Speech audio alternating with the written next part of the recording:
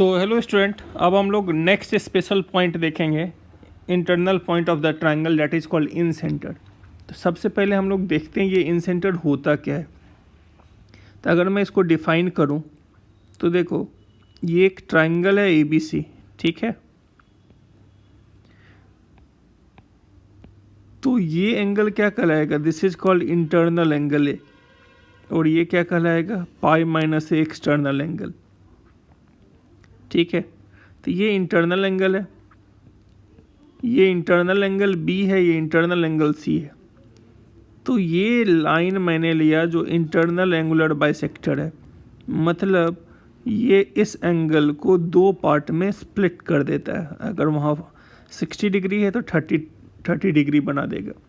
तो अगर ये एंगल बी है तो ये angular bisector of angle B हो गया, और तो ये क्या हो जाएगा, angle B/2 and B/2। Similarly ये एंगुलर बाइसेक्टर है,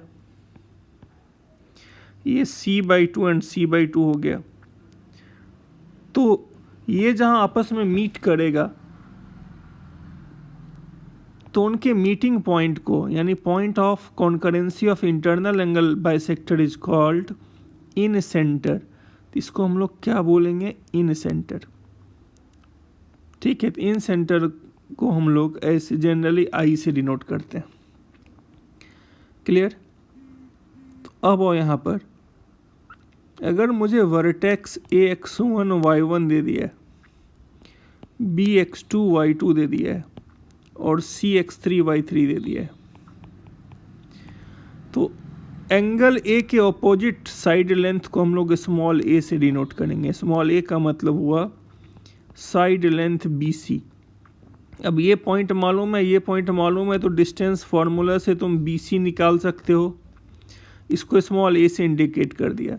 एंगल B के ऑपोजिट में जो साइड है, एंगल B के जस्ट ऑपोजिट में साइड AC है, उसके लेंथ को हम लोग स्मॉल b से इंडिकेट करेंगे, और एंगल C के ऑपोजिट में साइड AB है, उसके लेंथ को स्मॉल c से इंडिकेट करेंगे।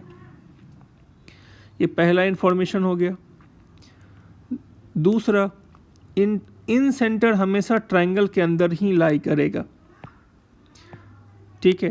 तो इन सेंटर हमेशा ट्रायंगल के अंदर ही लाई करेगा, ठीक है।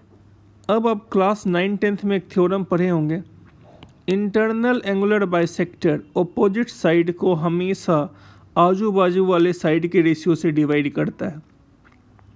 मतलब हम तुम्हें इफेक्टिवली ये कहना चाह रहे हैं, जो अगर ये ट्रायंगल ABC है, ये A है, ये B है, ये C है, और ये internal angular bisector of angle A है, तो हम यहाँ बोलेंगे BD इज टू DC का रेशियो C/B होगा।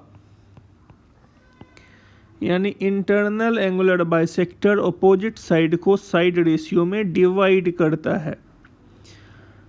तो अगर अब कोई तुमसे पूछा, बताओ AD का लेंथ या D का कोऑर्डिनेट, ये बड़ा इंपॉर्टेंट कॉन्सेप्ट है, ध्यान से समझना। जैसे मान लो यहाँ है X1 Y1, ये है X2 Y2, और ये है X3 Y3, और मुझे D का कोऑर्डिनेट निकालना है, मुझे D का कोऑर्डिनेट्स निकालना है। तो सबसे पहले डिस्टेंस फार्मूला की मदद से AB का लेंथ निकालना, उसे C बोल देना। डिस्टेंस फार्मूला से AC का लेंथ निकालना, उसे B बोल देना। तो ये रेशियो हो गया C/B, ये रेशियो है, ठीक है। BD ratio CD C/B। तो अब तुम्हें सेक्शन फार्मूला तो आता है, तो apply section formula of internal division. तो D का कोऑर्डिनेट क्या लिखोगे, तो D का कोऑर्डिनेट x कोऑर्डिनेट क्या लिखाएगा, BX2 plus CX3 divided bye B plus C, और ये क्या होगा, BY2 plus CY3 divided bye B plus C।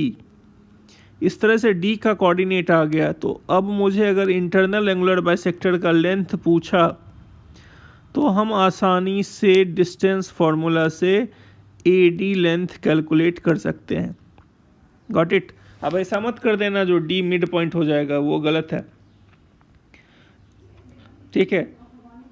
In general अगर हम एक ऑर्डिनरी ट्रायंगल की बात कर रहे हैं, ठीक है, गॉट इट। ये अब आओ यहाँ पर, तो बोलोगे क्या ये कभी भी मिड पॉइंट नहीं हो सकता है? हो सकता है, अगर ट्रायंगल इक्विलैटरल हो जाए तो ये मिड पॉइंट हो जाएगा।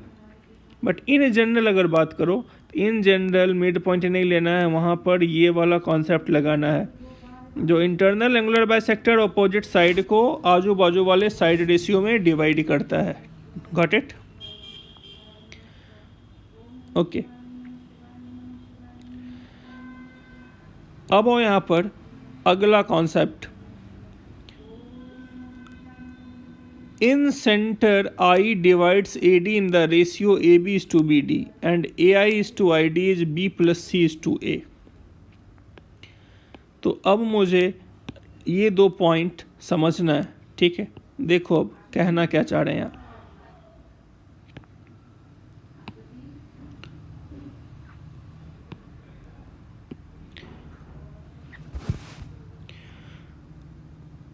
तो दिस इज ट्राइंगल ABC, ये है x1 y1, ये है bx2 y2, this one is cx3 y3। This is internal angular bisector AD, this one is internal angular bisector of angle BE। ये क्या आ जाएगा? B/2 एंड B/2, एंड ये क्या आ जाएगा? एंगल C/2 एंड C/2, ठीक है। इनका मीटिंग पॉइंट जो है I होगा इन सेंटर। तो अब तुमको ये बोल रहा है जो मुझे AI/ID चाहिए, AI/ID का रेशियो, ये साइड C है, ये B है, तो आजू बाजू के साइड का सम इज टू, सामने में क्या है? A। AI/ID B plus C is to A ratio में AD को इंटरनली डिवाइड करेगा, means I divides AD internally in this ratio. कैसे, ये मैं अभी प्रूफ करके बताऊंगा। उसी तरह अगर तुमसे पूछा BI/IE का रेशियो बताओ, आजू बाजू के साइड का सम A plus C is to B।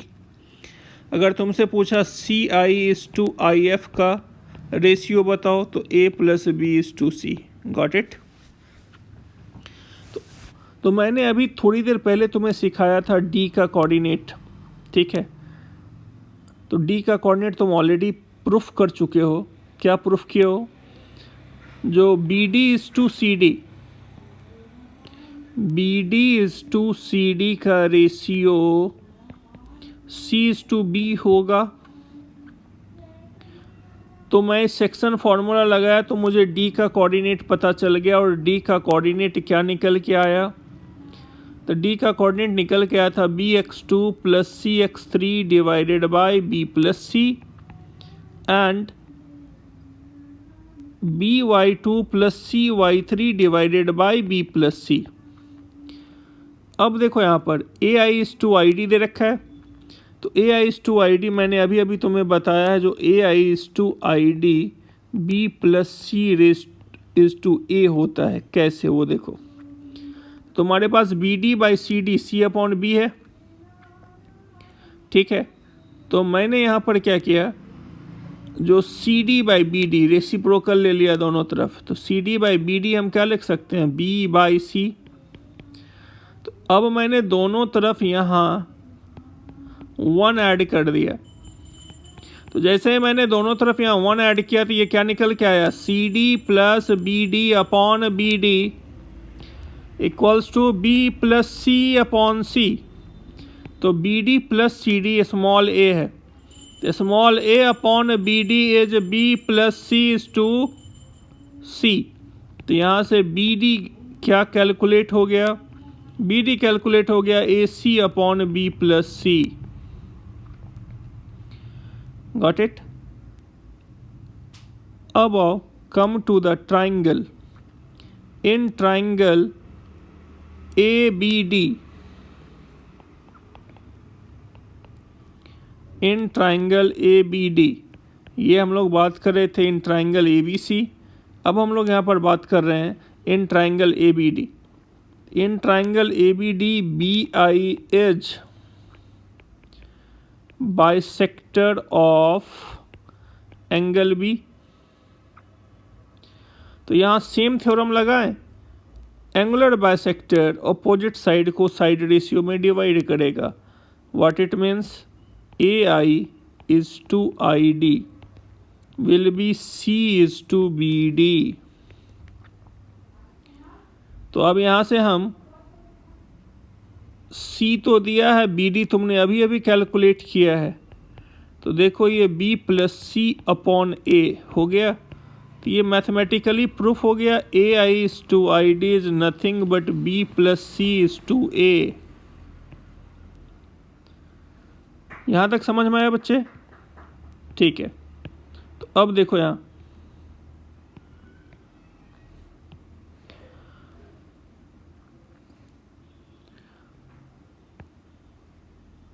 तो अब यहाँ से एक इम्पॉर्टेंट इन्फॉर्मेशन निकल के आएगा, जो हम इसका वर्टाइसेज कैसे निकालेंगे।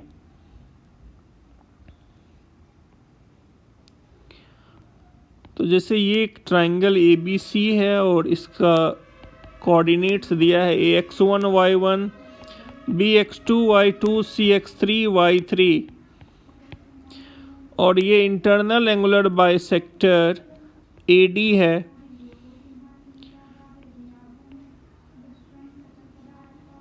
ठीक है, तो तुमने अभी अभी ये प्रूफ करके दिखाया है, जो AI is to ID का ratio B plus C is to A होता है, और D का कोऑर्डिनेट तुम ऑलरेडी प्रूफ कर रखे हो। ये क्या होता है D का coordinate, BX2 plus CX3 upon B plus C, BY2 plus CY3 upon B plus C। Apply section formula, तो B plus C is to A ratio में सेक्शन फॉर्मूला लगाओ तो A से D की ओर। मुझे I का coordinate चाहिए, ratio B plus C is to A है, A का कोऑर्डिनेट X1 Y1 है, D का coordinate BX2 plus CX3 by B plus C, BY2 plus CY3 by B plus C है।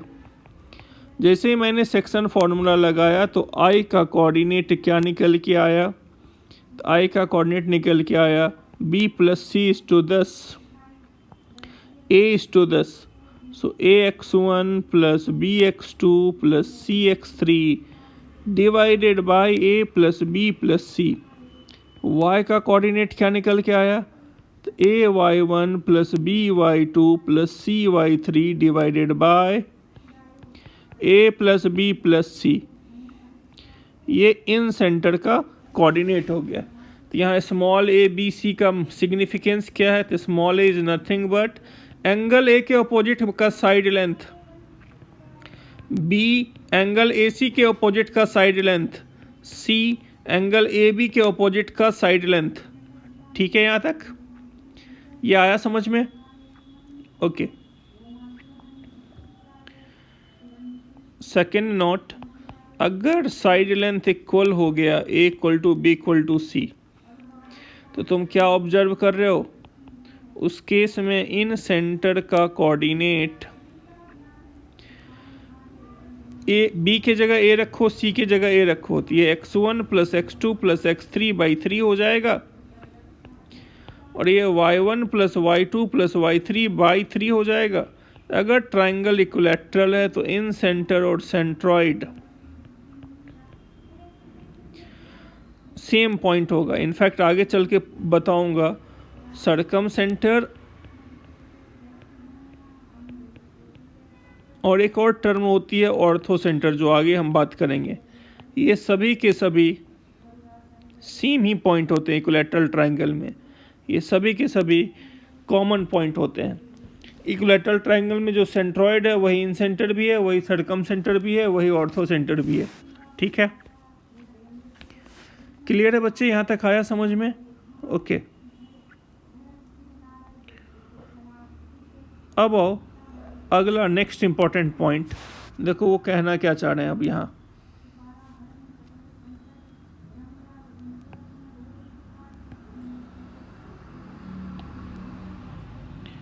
तो देखो अब ये एक ट्राइंगल दे रखा है ABC, तो जैसे ये इन सेंटर है, तो अगर मैं इसको किसी सर्कल का सेंटर ट्रीट करके एक इस तरह का सर्कल ड्रॉ करूं जो ट्राइंगल के तीनों साइड को टच करे,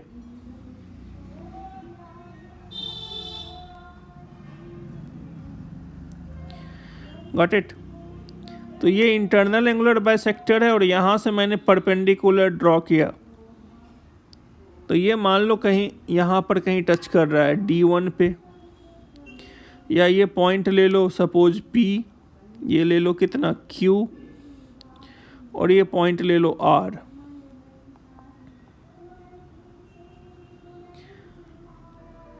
तो अगर ये सर्कल इस तरह से ड्रॉ किया मैंने और ये तीनों लेंथ इक्वल होगा, और क्योंकि ये सर्कल इस लाइन को टच कर रहा है तो ये पक्का यहाँ पर परपेंडिकुलर होगा। तो इस सर्कल के रेडियस को स्मॉल r से इंडिकेट करते हैं, और स्मॉल r को हम लोग पढ़ेंगे क्या, इन रेडियस। इन रेडियस का मतलब क्या हो गया, what is the meaning of in radius. In radius का मतलब हो गया रेडियस ऑफ दिस सर्कल, ठीक है। तो अब देखो यहाँ, अब यहाँ पर 2-3 इन्फॉर्मेशन जो मैं यहाँ पर तुम्हें शेयर करना चाह रहा हूँ, वो क्या है देखो। अब यहाँ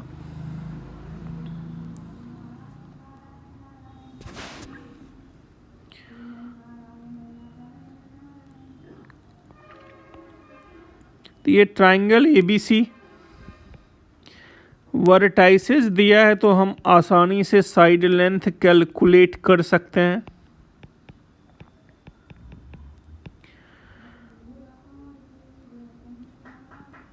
तो तुम्हें कहा इन रेडियस कैलकुलेट करो, तो इस सर्कल का सेंटर और इन सेंटर दोनों सेम होगा, ठीक है। तो इन सेंटर से अगर साइड पर परपेंडिकुलर ड्रॉ करोगे तो ये लेंथ इन रेडियस कहलाएगा। इन रेडियस को R से डिनोट करते हैं। तो अगर तुमसे पूछा इन रेडियस का निकालेंगे कैसे, तो area of triangle divided by semi perimeter, ये लगा देना फॉर्मूला। यहाँ डेल्टा का क्या सिग्निफिकेंस है, तो डेल्टा का सिग्निफिकेंस हम यहाँ पर यूज करेंगे एरिया ऑफ ट्राइंगल ABC। और क्लास 9-10 में तुम लोग हीरोन फार्मूला पढ़ा था। अगर मुझे साइड लेंथ पता है A B C, side length अगर मुझे पता है तो मैं एरिया ऑफ द ट्राइंगल के लिए ये यूज करूँगा SS minus A S minus B S minus C। Area मुझे यहाँ से कैलकुलेट हो गया, और S तो पता है सेमी पेरीमीटर होता है A plus B plus C by 2। तो अगर एरिया ऑफ द ट्राइंगल को सेमी पेरीमीटर से डिवाइड कर देना तो जो वैल्यू मिलेगा that gives you in radius R, ठीक है। अब ये हुआ कैसे, तो इसको मैथमेटिकली प्रूफ कर लेते हैं। तो एंगुलर बाइसेक्टर यहाँ से जाएगा, तो यहाँ से इसको ज्वाइन कर दो, I से पास करेगा, ये भी I से पास करेगा। तो ये एंगल B/2 है, ये एंगल C/2 है। अब internal angular bisector of A, ये भी I से पास करेगा। तो मैं एरिया ऑफ ट्राइंगल ABC को मैं ऐसा कुछ लिख सकता हूँ, area of triangle IBC plus area of triangle ICA plus area of triangle IAB। Area of triangle IBC, तो ये स्मॉल a है, ये क्या आ जाएगा half into base A into height, height यहाँ ID है, ID को स्मॉल r लिख दूं, हाफ इंटू ICA, तो यहाँ पर बेस का रोल कौन प्ले करेगा, B, हाइट R, और यहाँ half of C into R, और एरिया को डेल्टा से डिनोट कर दिया मैंने। तो delta equals to R common ले लो तो A plus B plus C upon 2, this is nothing but S, तो area is R into S, तो R equals to delta upon S। इस तरह से हम इन रेडियस कैलकुलेट कर सकते हैं। समझ में आया यहाँ तक? ओके। अब देखो यहाँ पर अगला नेक्स्ट इन्फॉर्मेशन, ठीक है।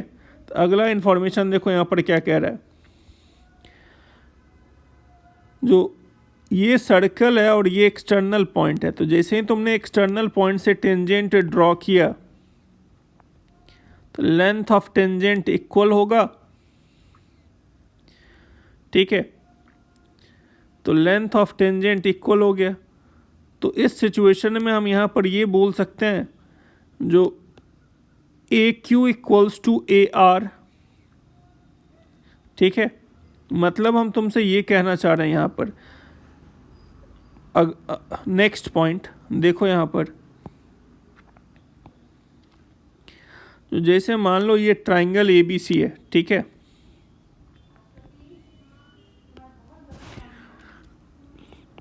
ये ट्राइंगल ABC दे रखा है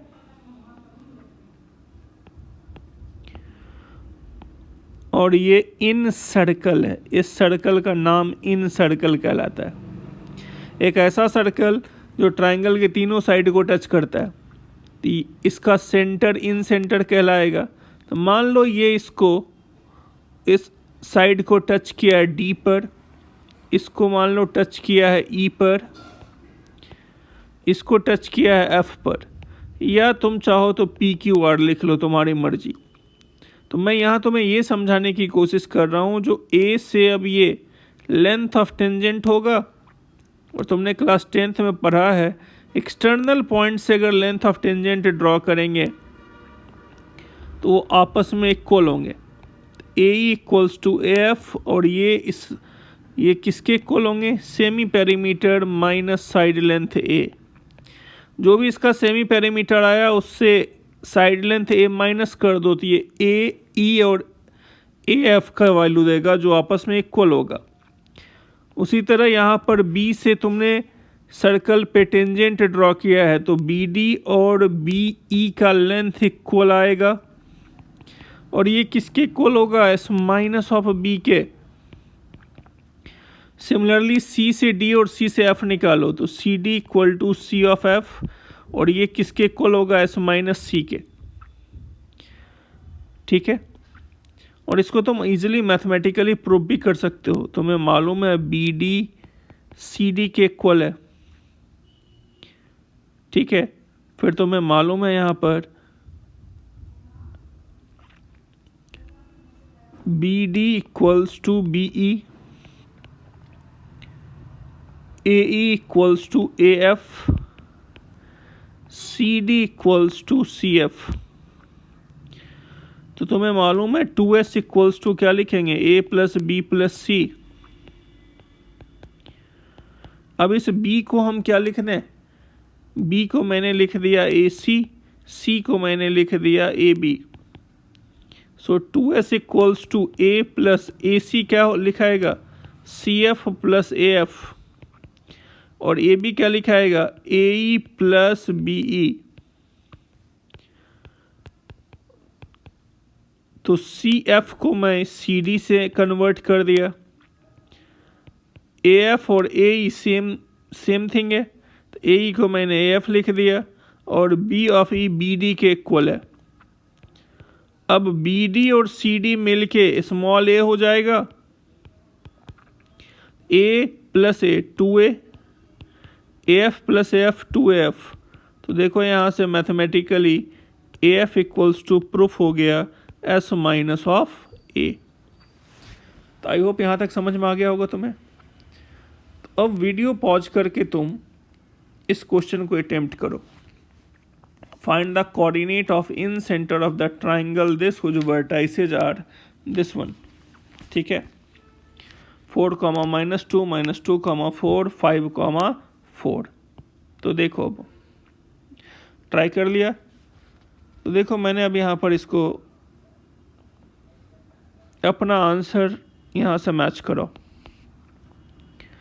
तो मैंने वर्टेक्स ए लिखा 4, -2, वर्टेक्स बी लिख दिया मैंने -2, 4, वर्टेक्स सी लिख दिया मैंने 5, 5। तो ये साइड लेंथ ए है, ये बी है, ये सी है। A equals to B C, distance formula से इसका वैल्यू कैलकुलेट करो। देखो ये 5√2 आ रहा होगा। सिमिलरली बी कैलकुलेट करो, ये भी 5√2 आ रहा है। और ए बी कैलकुलेट करो, ये 6√2 आ रहा होगा।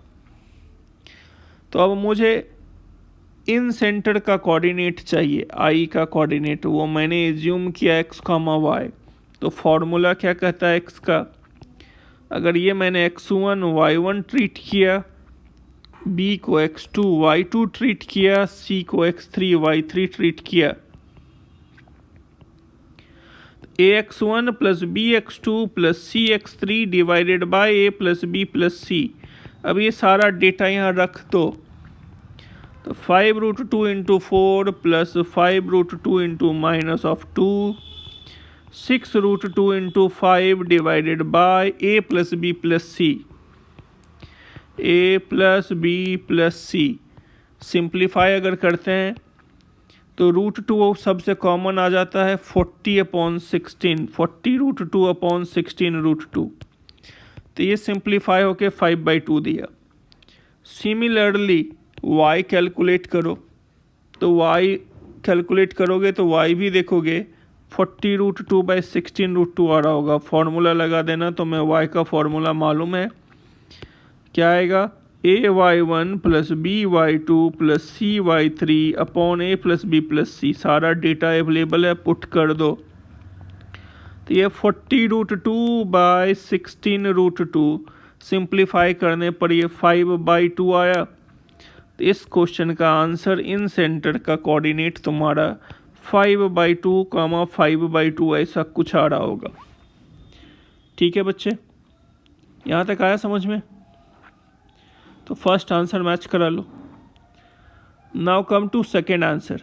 ठीक है, तो देखो अब यहाँ सेकेंड आंसर क्या कह रहा है, सेकेंड क्वेश्चन का आंसर ध्यान से देखो। यहाँ पर तुम्हारे पास ट्राइंगल के साइड का, ठीक है, ट्राइंगल का वर्टाइसिस नहीं दिया है, उसके साइड्स का मिड पॉइंट अवेलेबल है। तो अगर मिड पॉइंट अवेलेबल है तो शुरुआत कैसे करेंगे? देखो यहाँ,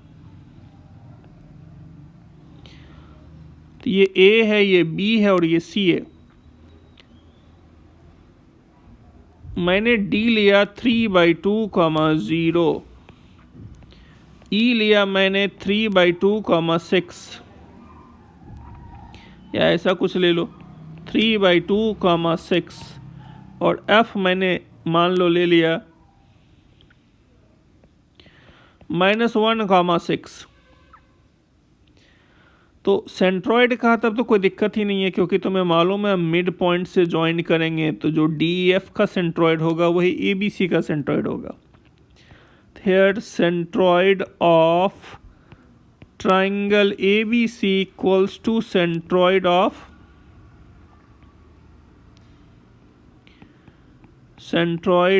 ट्राइंगल DEF।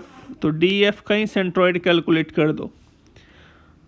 x का एवरेज, y का निकालो 2/3, 4, x1 plus x2 plus x3/3, y1 plus y2 plus y3/3। ठीक है, अब इन सेंटर, इन सेंटर अगर निकालना है तो मुझे वर्टाइसेस निकालना पड़ेगा ABC, और उसके बाद पहले small a b c calculate करो। तो सबसे पहले वर्टाइसेस कैलकुलेट करते हैं। तो वर्टेक्स A मुझे चाहिए, तो वर्टेक्स A के लिए क्या सिखाए थे? D plus E minus F लगाओ। वर्टेक्स B कैलकुलेट करना है तो D plus F minus E calculate करो। वर्टेक्स सी चाहिए तो F plus E minus D calculate करो।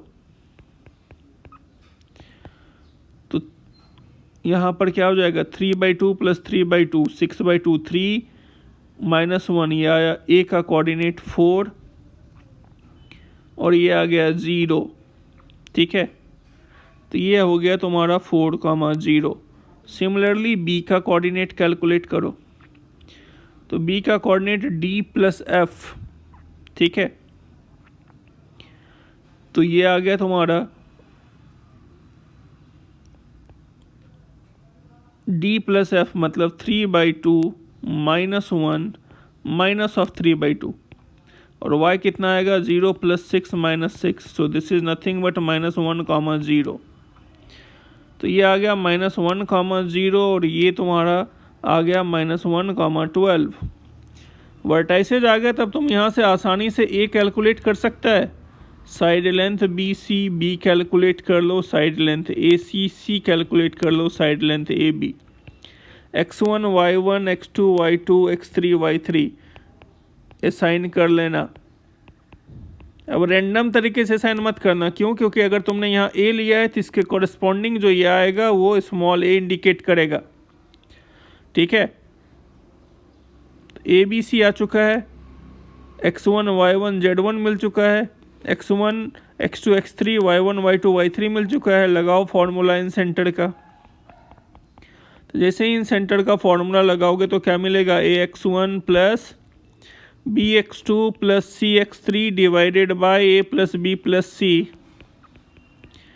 और ये क्या होगा, ay1 plus by2 plus cy3 divided by a plus b plus c।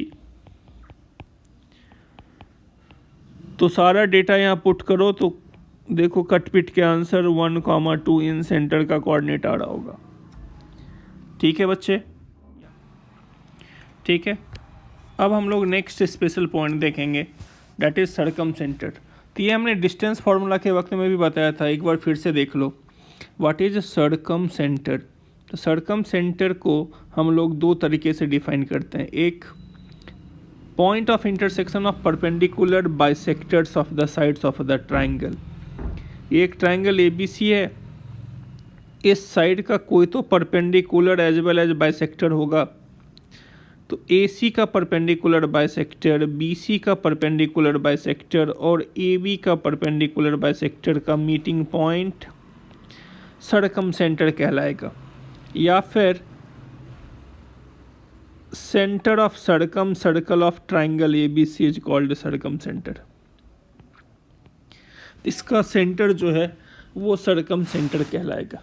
ठीक है, अब वो कुछ इंपॉर्टेंट रिजल्ट है। ये तो डेफिनेशन समझ में आ गया, और तुम ऐसे भी देखो ना, ये सर्कम सेंटर ओ है, तुमने यहाँ से परपेंडिकुलर ड्रॉ किया तो ये कॉर्ड बाइसेक्ट हो गया, ये कॉर्ड बाइसेक्ट हो गया और ये कॉर्ड भी बाइसेक्ट हो गया, तो ये सर्कम सेंटर हो गया। ठीक है, अब इम्पॉर्टेंट पॉइंट, अगर ट्राइंगल एक्यूट एंगल ट्राइंगल है तो ये बताएगा सर्कम सेंटर का पोजीशन ट्राइंगल के रिस्पेक्ट में।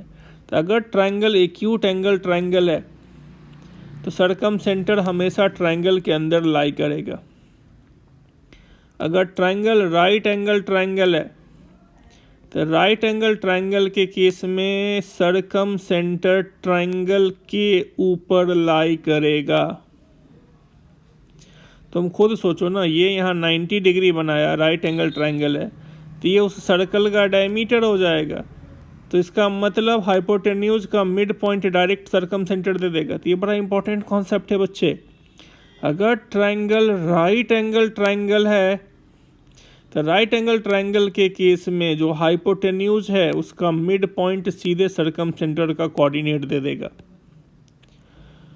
तो उस केस में सर्कम सेंटर ट्राइंगल के ऊपर लाई करेगा। और अगर ट्राइंगल ऑब्ट्यूज एंगल ट्राइंगल है तो उस केस में सर्कम सेंटर ट्राइंगल के बाहर लाई करेगा। इसका मतलब सर्कम सेंटर जो है वो ट्राइंगल के बाहर भी हो सकता है, ट्राइंगल के ऊपर भी हो सकता है, ट्राइंगल के अंदर भी हो सकता है। ठीक है, अब वो अगला इंफॉर्मेशन, देखो sine rule related with circumcentre, circumcentre से रिलेटेड साइन रूल, ये क्या कहता है? तो कैपिटल आर सरकम रेडियस को इंडिकेट कर रहा है, ये सरकम सेंटर है। तो 2r equals to side length a upon sine of angle A. तो अगर मुझे सरकम रेडियस चाहिए और साइड लेंथ मालूम है और एंगल ए मालूम है, तो मैं a अपॉन 2 साइन ए से सरकम रेडियस r कैलकुलेट कर सकता हूँ। ठीक है, और इसको तुम मैथमेटिकली प्रूफ भी कर सकते हो। तुम्हें मालूम है ये एंगल a है, तो सेंटर पे डबल एंगल बनेगा 2a। यहाँ से परपेंडिकुलर ड्रॉ कर दो, तो ये कॉर्ड है तो कॉर्ड को बाइसेक्ट कर देगा, ये एंगल a हो जाएगा। तो come to the triangle ODB, take sine A, sine A will be r upon, sine A will be a by 2 upon r, a by 2 upon r, so r equals to, I can write a upon 2 sin a। Similarly यहाँ से इस पर perpendicular draw कर दो, perpendicular bisector, यहाँ से perpendicular bisector draw कर दो, तो ये इजीली प्रूफ हो जाएगा 2r equal to a sin a, b sin b and c sin c। Next, circumradius अगर निकालना हुआ और साइड लेंथ दिया है, वर्टाइसिस नहीं दिया है, तो सरकम रेडियस क्या होगा? Product of the sides divided by 4 times of delta, और यहाँ डेल्टा का सिग्निफिकेंस मालूम है। साइड लेंथ दिया है तो हीरोन फार्मूला से हम लोग डेल्टा निकालते हैं। ठीक है, अब देखो, हालांकि ये फार्मूला बस ऑब्जेक्टिव पर्पस के लिए याद रखो, इसका ज़रूरत नहीं पड़ता है जनरली। ठीक है, और अगर एंगल के टर्म्स में इंफॉर्मेशन दिया है तभी इसको यूटिलाइज करना। तो अगर वर्टाइसिस दिया हुआ है तो हम सरकम सेंटर कैसे कैलकुलेट करेंगे? जैसे ये एक ट्राइंगल है, ट्राइंगल ABC,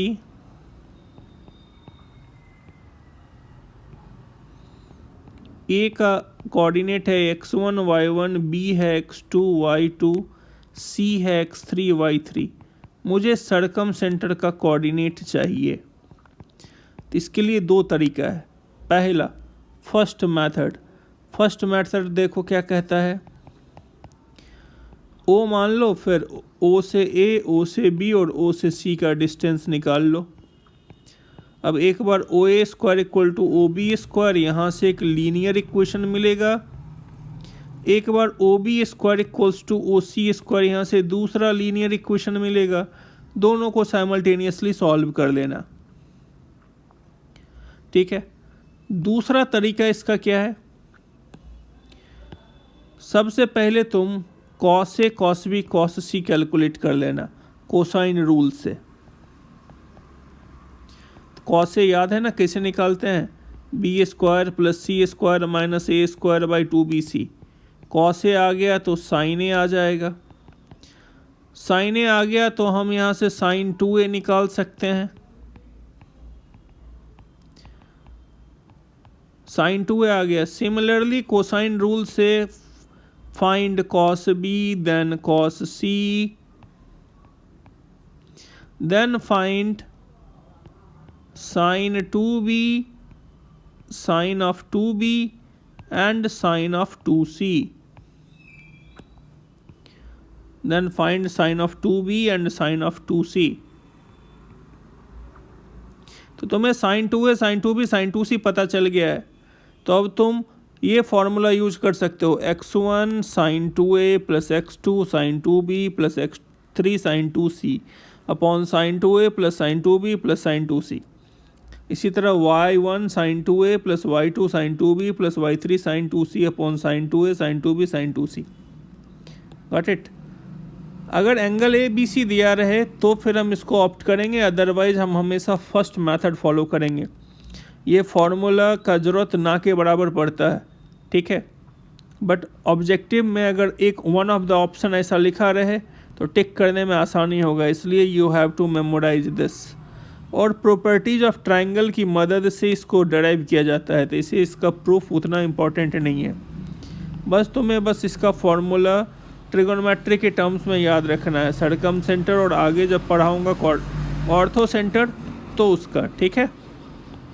फिलहाल ये सरकम सेंटर का फॉर्मूला है ट्रिगो के टर्म्स में। बेसिक मेथड मालूम है, क्या ऑप्ट करना है, O A equal to O B equal to O C. For example जैसे कहा find the coordinate of circumcentre of this triangle, हो जो वर्टाइसेज आर दिस। तो ये एक ट्राइंगल का वर्टाइसेज दिया हुआ है,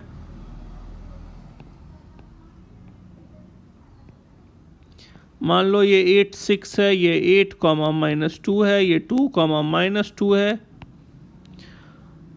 और ये सेंटर का कोऑर्डिनेट एक्स वाई मान लिया मैंने। तो P से A का डिस्टेंस निकालो, P से B का निकालो, P से C का निकालो, इक्वेट कर दो। तो एक बार PA square equal to PB square करा तुमने, ये रिजल्ट आया। एक बार PB इक्वल टू PC किया, ये आया। आपस में सॉल्व कर दो, सरकम सेंटर का कोऑर्डिनेट मिल जाएगा। ठीक है बच्चे। अब और next special point that is called excentre. पहले डेफिनेशन क्लैरिटी के साथ समझना, कहना क्या चाह रहा है, what is the meaning of x centre.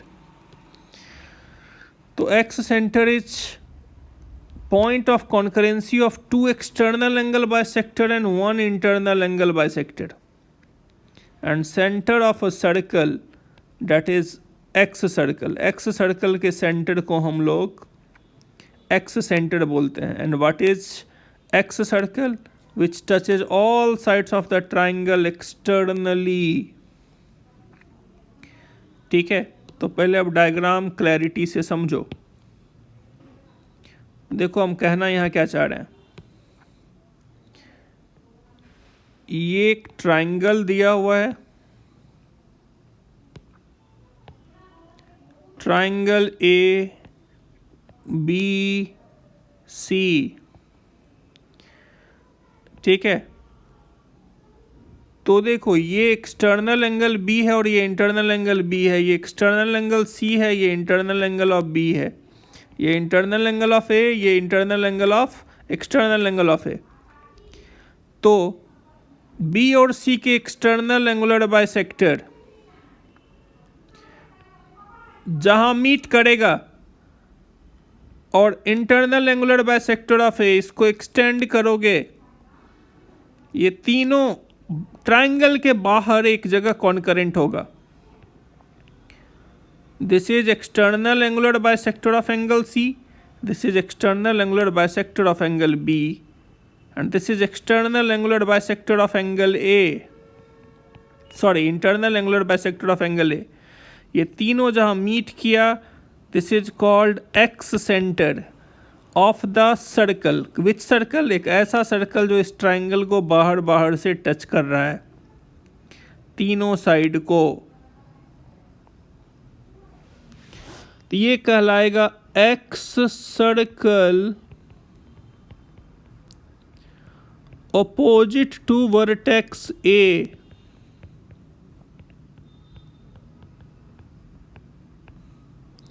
और इसके सेंटर I1 को हम लोग क्या बोलेंगे, एक्स सेंटर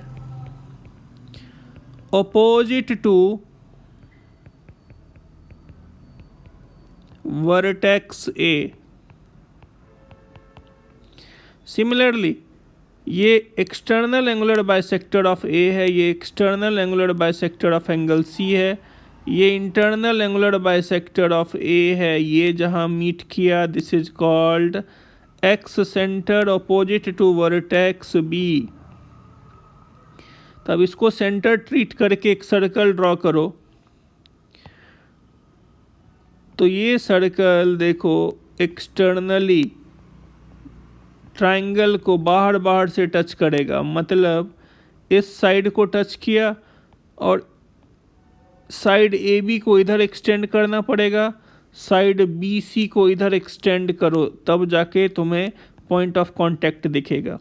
ये क्या कहलाएगा? This is called x circle opposite to vertex B,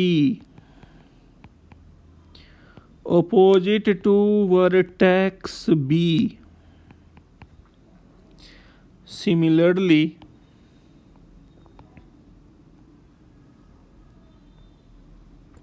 ये क्या कहलाएगा? X centre opposite to vertex C. I hope x circle and x centre कहते किसको हैं? ठीक है, समझ में आ गया। तो I3 I2 is called excentre opposite to, किसके ओपोजिट में वो स्पेसिफाई करना जरूरी है। तो excentre opposite of vertex B, और ये हो गया एक्स सेंटर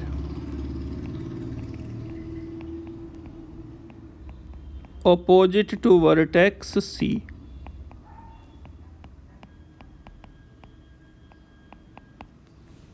यहां तक आया समझ में? ठीक है, ओके।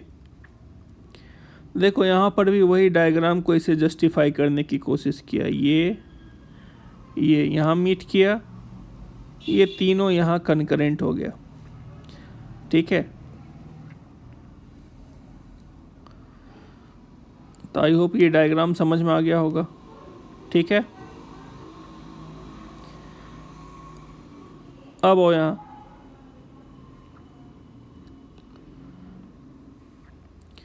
अगला नेक्स्ट इंफॉर्मेशन। कहना क्या चाह रहे हैं ध्यान से समझना। अब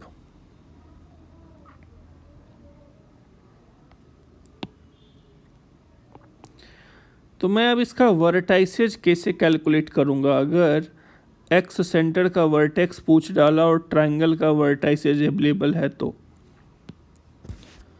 ध्यान से समझना इसे।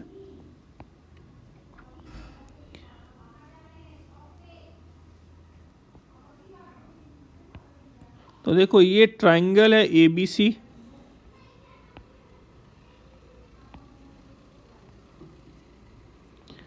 तो देखो अब यहाँ ये जहाँ मीट किया ये एक्स सेंटर है I1, तो देखो अब तो ये internal angular bisector opposite side को साइड रेशियो में डिवाइड करता है। ये तुमने इन सेंटर वाले वीडियो में देख चुके हो तुम, अभी थोड़ी देर पहले मैंने एक्सप्लेन भी किया था इसे। तो D का कोऑर्डिनेट तुम्हें पता है कितना, तो D अपोजिट साइड को साइड रेशियो में डिवाइड करता है, तो D का कोऑर्डिनेट क्या निकल के आएगा?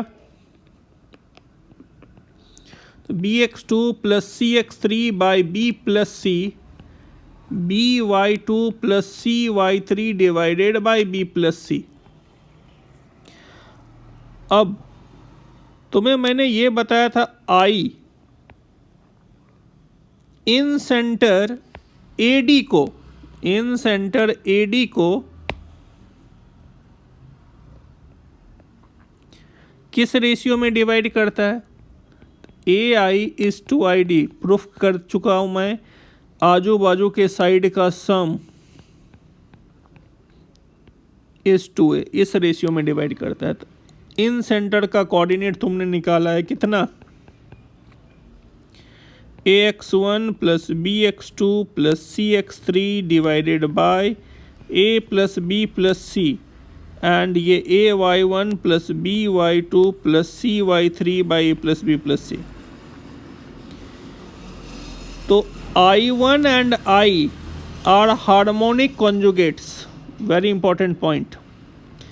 इन centre I and I1 are harmonic conjugates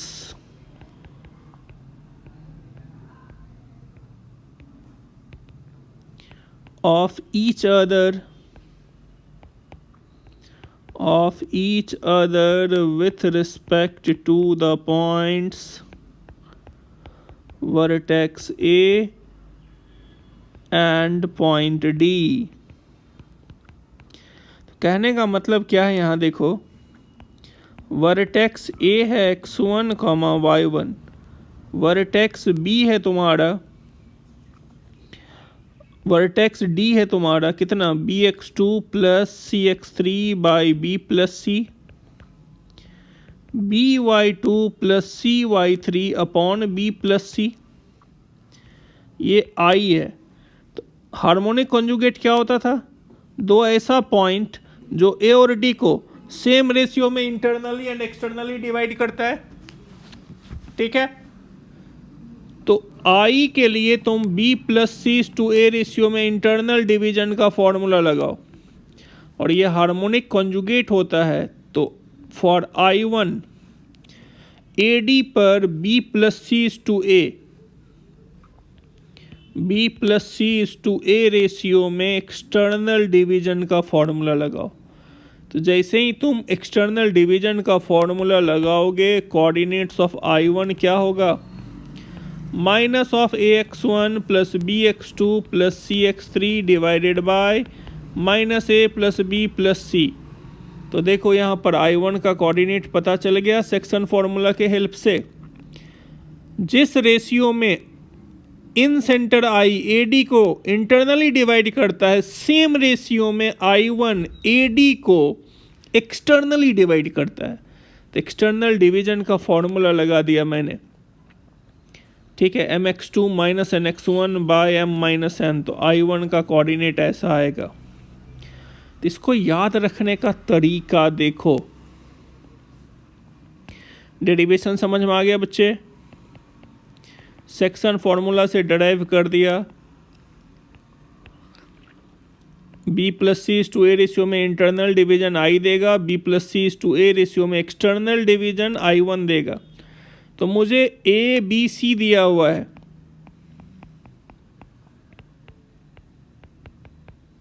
तो मैं यहाँ से स्मॉल ए, स्मॉल बी और स्मॉल सी कैलकुलेट कर लूँगा।